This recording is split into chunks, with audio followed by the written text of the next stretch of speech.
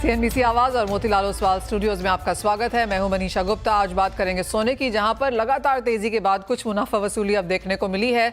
कल की all time high से सोना करीबन 1000 रुपए प्रति 10 ग्राम यहां पर सस्ता हुआ है। और जहां तक अंतर्राष्ट्रीय बाजारों की बात है, 2955 का ऑल टाइम हाई था। इस वक्त 2925 के आसपास कारोबार, यानी कि $30 की गिरावट अंतर्राष्ट्रीय बाजारों में भी देखने को मिली है। वह इसी के साथ साथ बात करेंगे यहां पर कॉपर की, जहां पर भी कुछ मुनाफा वसूली है। पिछले हफ्ते हम 7 महीने के हाईज पर थे, लेकिन वहां से कुछ गिरावट देखने को मिली है। बाजार अंतर्राष्ट्रीय मार्केट्स में क्या कुछ फैक्टर इन कर रहा है, इसके ऊपर भी करेंगे चर्चा। साथ ही बात करेंगे यहां पर मसालों की और जिस तरह की मुनाफा वसूली यहां पर देखने को मिली है। क्या है फंडामेंटल्स, किस तरह की खरीदारी आपको करनी चाहिए, बताएंगे आपको। इन सब पर बात करने के लिए हमारे साथ हैं मेटल फोकस के प्रिंसिपल कंसल्टेंट साउथ एशिया चिराग शेठ, साथ ही जुड़ेंगे कुंवरजी ग्रुप के डायरेक्टर रवि देओरा। और गेहूं पर बात करेंगे, हमारे साथ होंगे roller flower mills federation of India के प्रेसिडेंट नवनीत चितलांगिया। लेकिन शुरुआत पहले यहां पर सोने के साथ कर लेते हैं। चिराग, जिस तरह की ऑल टाइम हाईज यहां पर बनते हुए हमने देखे हैं, फिर चाहे वो यूएस की खरीदारी की वजह से है, ग्लोबल मार्केट्स में सेफ हेवन बाइंग है, या ट्रेड टैरिफ्स की कंसर्न है, सोने ने अच्छे खासे रिटर्न्स दिए हैं as an asset class. Current levels पे जहां पर चार्टिस्ट ये कहते हैं कि सोना थोड़ा सा ओवरबॉट है, लेकिन यहां से मोमेंटम और ऊपर में दिखा सकता है। जो ये छोटी सी मुनाफा वसूली ओवरनाइट मार्केट्स में देखने को मिली है, कैसे देखते हैं आप इसे? जी हाँ, गुड मॉर्निंग मनीषा। देखिए मनीषा, आपके शो पे हम लगातार कहते आ रहे हैं कि सोने में वॉलेटिलिटी तो इस साल शायद फर्स्ट हाफ जून जुलाई तक देखने को मिल सकती है। और हमने ऑलरेडी सोने में देखा है कि थोड़ा स्पाइक आता है, फिर वापस मुनाफा वसूली होती है और फिर वापस सोना ऊपर की तरफ अपनी चाल बरकरार रखता है। तो ये एक जो ट्रेंड है, हमारा मानना है शायद ये कंटिन्यू रहेगा। हालांकि अगर आप एक्चुअली सोने में पिछले 2-3 महीने में जो मूव्स आए उसको देखें तो दो चीज बहुत ही ज्यादा क्लियर है। एक है कि economic uncertainty driven by policy uncertainty और जियोपॉलिटिकल कंसर्न्स, ये दो चीजें जो है ये सोने को ड्राइव कर रही है। और हालांकि ट्रंप एडमिनिस्ट्रेशन वर्क कर रही है कि जो जियोपॉलिटिकल कंसर्न्स है उसको थोड़ा बहुत कम किया जाए, इकोनॉमिक अनसर्टेनिटीज हमारा मानना है बरकरार रहेगी और जो सोने की चाल आगे और इसको ड्राइव करता रहेगा। हम अभी भी मानते हैं कि $3000 शायद एक रीजनेबल प्राइस है, बट हालांकि जिस सिचुएशन में मार्केट है यहाँ पे ओवर शूटिंग भी देखने को मिल सकती है और शायद मार्केट 3000 से के आगे भी जा सकता है। जी हाँ, 3200-3300 तक के तो लेवल्स यहाँ पर बैंक्स एंड ब्रोकरेजेस ने बताए ही हैं। इफ्स एंड बट्स के साथ कि अगर ये सिनेरियो निकल के आता है तो प्राइसेस किस तोड़ जा सकते हैं। चिराग, दूसरी बात ये है कि मार्केट्स, इंडियन मार्केट्स में तो हम यहाँ पर देख ही रहे हैं कि तेजी है, ग्लोबल अनसर्टनिटीज भी हैं, लेकिन इसके साथ साथ जिस तरह से बाइंग हमने यूएस की तरफ से आते हुए देखी है, जो कि माना जा रहा है कि बैंक्स अपना जो शॉर्ट पोजीशंस है उसे कवर करने के लिए, क्योंकि आर्बिट्रेशन इतना ज़्यादा है, वहाँ बाहर से इंपोर्ट कर रहे हैं, चाहे वो सिंगापुर है या फिर यूके है, स्विस बैंक्स वगैरह है। क्या ये फेब तक हम खत्म होता हुआ देखेंगे जिस तरह का कॉमिक्स का ये बिल्डअप है, या आपको लगता है कि जो फ्यूचर मंथ्स हैं वहाँ पर भी ऐसी ही पोजिशन है और ये ट्रेंड यहाँ जारी रहेगा? अब देखिए, एक जो आपने बात कही कि ऐसा होता है कि banks are always short on the loco market, right? तो उसकी वजह से बैंक्स अपना शायद पोजीशन कवर कर रही है, वो भी एक चीज आ रही है। दूसरी बात ये भी है कि शायद लोगों को ये लगता है कि टैरिफ आएंगे तो बाद में आपको सोना महंगा मिलेगा, तो अभी इसको मूव किया जाए, क्योंकि ऑलरेडी अगर मूवमेंट हो गया है तो टैरिफ जो बढ़ जाएंगे उसका उनको खामियाजा नहीं भरना पड़ेगा। और तीसरी एक चीज जो है कि क्योंकि अनसर्टेनिटीज बढ़ती जा रही है, तो एक फियर ये भी है कि tariffs are inflationary nature and ये इकोनॉमी को शॉर्ट टर्म में जरूर इंपैक्ट करते हैं। तो एक स्टैगफ्लेशन का भी जो सिनेरियो आ रहा है, मुझे ये लगता है कि अगर 2-3 महीने में टैरिफ्स नहीं आएंगे, थोड़ी बहुत क्लैरिटी आ जाएगी, तो ये जो सारा मेटल वेस्ट मूव हुआ है, eventually it will have to come back to the markets where it is consume, यानी वेस्ट से फिर ईस्ट आएगा और उसका शायद गोल्ड के दाम पे प्रेशर देखने को मिल सकता है।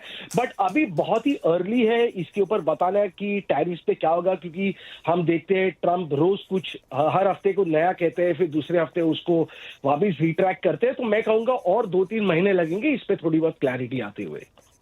ओके, साथ ही साथ यहाँ पर आगे इंडियन मार्केट्स में अब क्या सेंस है, बिकॉज एज ऑफ नाउ थोड़ा सा रुपए में स्टेबिलिटी देखने को मिली है, डॉलर इंडेक्स थोड़ा सा स्टेडी है, तो उस वजह से हमने देखा है कि प्राइसेस इंटरनेशनल मार्केट्स को फिर से फॉलो कर रहे हैं, लेकिन इंडियन मार्केट्स में किस तरह की रेंज बनता हुआ देखेंगे आप?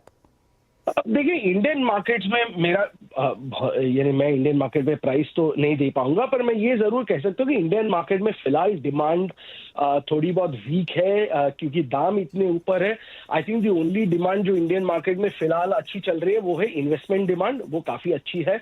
बट ज्वेलरी डिमांड वीक है। हालांकि ज्वेलर्स की ओर से ये जरूर बरकरार है उनका एक्सपेंशन, बट ये देखने का होगा कि अगर गोल्ड के दाम $3,000 के ऊपर ट्रेड कंसिस्टेंटली करते हैं और डिमांड वीक होती है, तो जो नेक्स्ट फेज ऑफ एक्सपेंशन है ज्वेलर्स की ओर से, क्या वो स्लो डाउन होता है। ऑल राइट चिराग, बहुत शुक्रिया साथ जुड़ने के लिए। तो ये सेंस यहाँ पर आती हुई कि खरीदारी भारतीय बाजारों में हल्की सी वीक है, लेकिन इन्वेस्टमेंट डिमांड काफ़ी स्ट्रांग है। प्योर सॉलिड गोल्ड और ईटीएफ बाइंग जिस तरह से हमने आते हुए देखी है वो ऑफ कोर्स यहाँ पर काफ़ी मजबूत है। सोने से अब बात यहाँ पर गेहूं की तरफ करते हैं, क्योंकि सरकार ने एक बार फिर से यहाँ पर गेहूं के स्टॉक लिमिट को घटा दिया है। सरकार के नोटिफिकेशन के मुताबिक प्रोसेसर्स को छोड़कर बाकी सभी के लिए स्टॉक लिमिट घटा दी गई है। इसका क्या इम्पैक्ट रह सकता है आगे जाकर गेहूं के प्राइसेस और इंडस्ट्री के क्या रिएक्शंस रहेंगे, rural flower mills federation of India के प्रेसिडेंट नवनीत चितलांगिया से जानते हैं। नवनीत जी नमस्कार। क्लियरली गेहूं यहाँ पर लगातार इन हेडलाइंस रहा है, चाहे वो गर्मी की वजह से है, क्रॉप को लेकर है, लेकिन जो ये लेटेस्ट सरकार का नोटिफिकेशन आया है, बाजार इसको इन सम सेंस एक्सपेक्ट कर रहा था, सही समय पर भी है। आप कैसे देखते हैं इसे? वैसे तो देखा जाए हम इस समय लीनेस्ट पीरियड ऑफ वीट साइकिल से गुजर रहे हैं। फरवरी में ज्यादातर लोगों के पास स्टॉक होता नहीं है, ट्रेडर्स भी खाली हो चुके होते हैं, मिलर्स के पास भी मिनिमम स्टॉक्स है इस समय। तो इसका इफेक्ट जो है वो मिनिमम आएगा, इतना बहुत कोई इफेक्ट आने वाला नहीं है। ट्रेडर्स के पास में कोई बहुत ज्यादा माल है नहीं, और जो है वो ऑलरेडी ऑफलोड करते जा रहे हैं माल, मिलों को देते जा रहे हैं। तो इस नजरिए से देखा जाए तो ऐसा कोई बहुत बड़ा इम्पैक्ट है नहीं इस स्टेप का, लेकिन ठीक है गवर्नमेंट ने इसको स्टेप को लिया है तो हम थैंक यू बोलते हैं गवर्नमेंट को इसके लिए। लेकिन जो इम्पैक्ट आएंगे मार्केट में वो इससे नहीं आकर के, बल्कि ओएमएसएस में थोड़ा सा गवर्नमेंट और फोकस करे और क्वांटिटी ज्यादा दे, उससे ज्यादा बेटर इम्पैक्ट आ सकता है प्राइसेस को लेकर के और अवेलेबिलिटी को लेकर के। इस समय अवेलेबिलिटी की सबसे बड़ी समस्या हो रही है। लास्ट एक महीने तक हमारे को ऐसा महसूस नहीं हो रहा था अवेलेबिलिटी की, लेकिन इस दौरान ये जो फरवरी का मंथ है इसमें सब जगह मिलों के पास में क्वांटिटीज नहीं दिख रही हैं, और मिले इस समय अपनी पूरी कैपेसिटी पे भी नहीं चल रही है। आने वाला समय जो है आपको पता है होली का है, होली में डिमांड रहती है यहाँ पे पूरे हिंदुस्तान में। तो उसके देखते हुए हम तो सरकार से यही गुजारिश करेंगे कि इसको स्टेप को लिया बहुत अच्छी बात है, लेकिन इसके साथ साथ वो ओएमएसएस में भी थोड़ा सा फोकस करके और उसमें क्वांटिटीज बढ़ाएं, ऑफर क्वांटिटीज बढ़ाएं। मिलों को जो पर बिड कैपेसिटी दे रखी है अभी तक 400 एमटी की दे रखी है, उसको बढ़ा करके 600 500 600 कहीं पे भी करें, और उसको थोड़ा सा फ्री करें जिससे सबको माल मिल सके। नवनीत जी, एक और चीज़ है फसल को लेकर, आपका क्या आंकलन है, किस तरह की वीट प्रोडक्शन हम इस बार देख पाएंगे? क्योंकि जो इंडस्ट्री है जिनसे हम लगातार बात करते रहते हैं उनका मानना है कि 100 से 120 125 तक यहाँ पर रह सकता है। आपका क्या आंकलन है? मैडम हमारी अभी एक इनिशियल रिपोर्ट आई है, हम लोग भी सर्वे कराते हैं अपनी एजेंसी से, तो इंडिपेंडेंट एजेंसी उनकी जो रिपोर्ट आई है उस हिसाब से अभी तक कोई भी क्रॉप में नुकसान नहीं है। 1-2 डिग्री टेम्परेचर जरूर थोड़ा सा ज्यादा हुआ है, लेकिन उसका कोई इफेक्ट बोल करके अभी है नहीं। थोड़ा सा जो उन्होंने हमारे को ये दर्शाया है वो दिखाया है कि भाई यूपी में थोड़ा सा फर्क आ रहा है, लेकिन उसके अलावा सारे स्टेट्स बहुत अच्छे चल रहे हैं, क्रॉप साइज भी अच्छी है, and we expect robust crop this year again.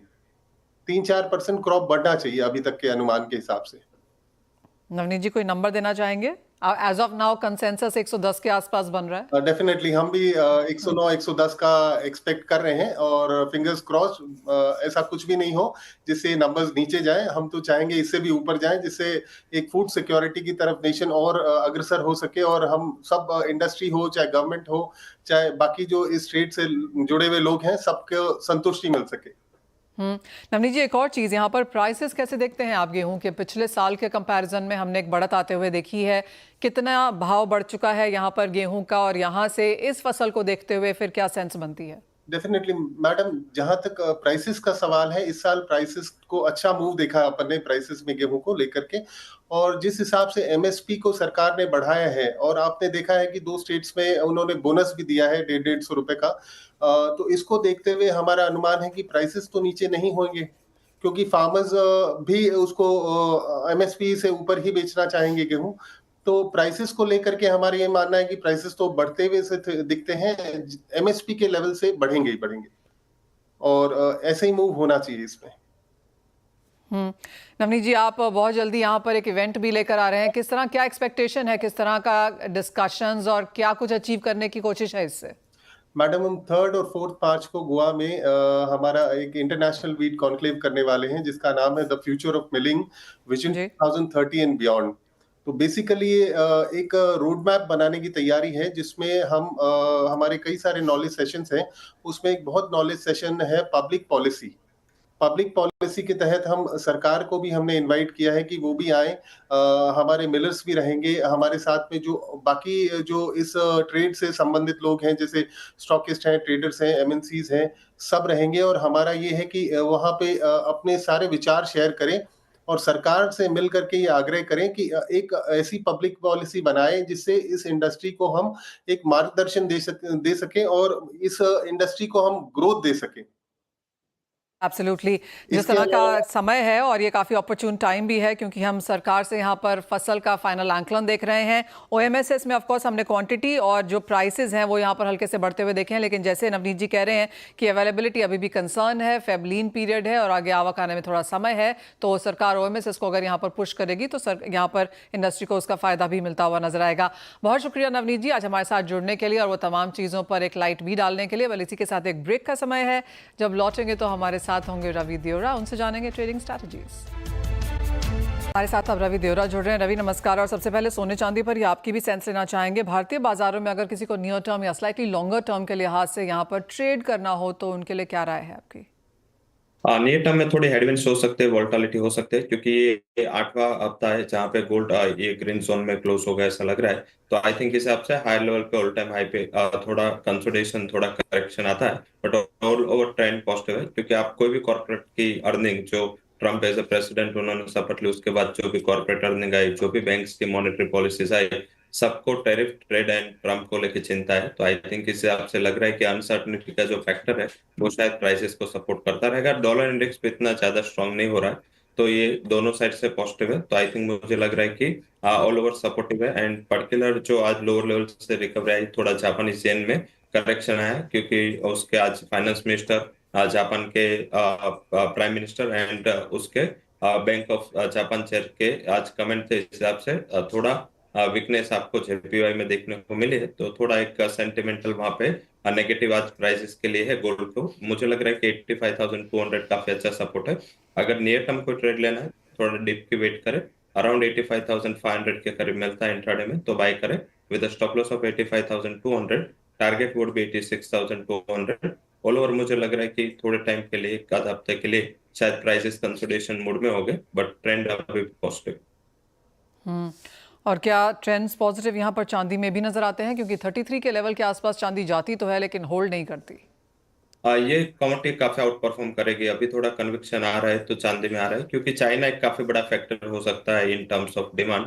And लगातार ये 3 साल से कमोडिटी डेफिसिट में चल रहे हैं। एंड इस टाइम पे ऐसा उम्मीद है कि 13 से लेकर 17% के डेफिसिट ईयर ऑन ईयर चांदी में देखने को मिले। तो सप्लाई जहाँ पे वीक है, एंड यहाँ पे दो साइड का सिनेरियो हो सकता है। या तो ये इम्पैक्ट काफी नेगेटिव इकोनॉमी पे होगा ये टैरिफ का, तो इसके लिए गोल्ड आउट परफॉर्म कर रहा है, उसका सपोर्ट मिल रहा है। और चाइना थोड़ा रिकवर कर रहा है, उसके जो भी कॉर्पोरेट अर्निंग स्टार्ट हुई है, और नेटिस ओलिबाबा, सारे अर्निंग काफी अच्छे आ रहे हैं, और एक्स्ट्रा मीन्स की मार्केट की उम्मीद काफी हायर थी, उसको भी बीट कर रहे हैं। तो लग रहा है कि थोड़े कॉर्पोरेट अर्निंग चाइना में इंप्रूव हो रहे हैं, इसका सपोर्ट है वो मेटल्स को मिलेगा। तो आई थिंक मुझे लग रहा है कि कमोडिटी में गिरावट पे बाय करना चाहिए। ये थोड़ा आउट परफॉर्मेंस का केस है।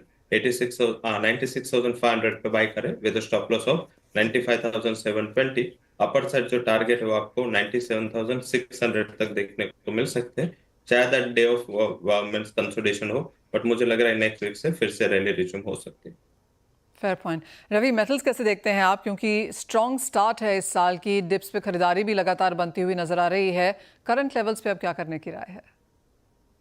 हमने एल्यूमिनियम में लगातार आउट परफॉर्मेंस की बात की थी, और लगातार देखे तो एल्यूमिनियम में एक अच्छा सपोर्ट भी मिल रहा है। जिस हिसाब से ईयू ने जो रशिया के ऊपर सैंक्शन डाले, उसमें एल्यूमिनियम पे इंपोर्ट बैन दिया है। तो आई थिंक मुझे लग रहा है कि कमोडिटी आउट परफॉर्मेंस करेगी। और एलएमई में देखे आप, अक्टूबर एंड से आज तक लगातार उसकी इन्वेंटरी में कुछ ना कुछ ड्रॉ डाउन था। इन बिटवीन थोड़ा कंसोलिडेशन था, बट फिर से जब रशिया की न्यूज आई उसके बाद फिर से इसके इन्वेंट्री में ड्रॉडाउन स्टार्ट हो चुका है। मुझे लग रहा है यहाँ पे बाय करना चाहिए। लेवल स्पेसिफिक 264.50 के करीब बाय करना है। स्टॉप लॉस 262 लगा है और अपर साइड 268 तक के टारगेट आपको इंट्राडे में आते हुए दिख सकते हैं। अगर थोड़ा शॉर्ट टर्म का नजरिया है तो आई थिंक 260 के एक्सटेंडेड स्टॉप लॉस के साथ आप अपनी पोजीशन को कैरी कर सकते हैं। मेरे हिसाब से 274 से 275 के टारगेट आपको एल्यूमिनियम में जल्दी आते हुए दिख सकते हैं। बहुत क्विकली अगर कच्चे तेल पर भी एक सेंस दे सकें, क्योंकि 3 दिनों की तेजी है और इस हफ्ते 2.5% की बढ़त के साथ कच्चे तेल में कारोबार हायर लेवल पे सस्टेनेबल नहीं है। यूएस की पॉलिसी से वो मुझे लग रहा है कि थोड़े प्राइसेस को रेजिस्ट करती रहेगी। 6350 एक काफी बड़ा रेजिस्टेंस बन चुका है। सेल करें with stop loss of 6350, down side 6180 तक के लेवल देखने को मिल सकते हैं। ये जो चाइनीज डिमांड को लेकर थोड़ा प्राइसेस में उछल था, बट मुझे लग रहा है कि हायर लेवल पे यूएस की जो सप्लाई हो प्राइसेस को हायर पे सस्टेन नहीं होने देगी। Fair point. तो खरीदारी यहाँ पर सोने, चांदी और मेटल्स में की जा सकती है, लेकिन कच्चे तेल में बिकवाली की राय फिलहाल रवि की तरफ से आती हुई। बहुत शुक्रिया रवि, साथ जुड़ने के लिए, तमाम स्ट्रैटेजीज शेयर करने के लिए। एक ब्रेक का समय है, लौटेंगे तो बात करेंगे इक्विटीज की।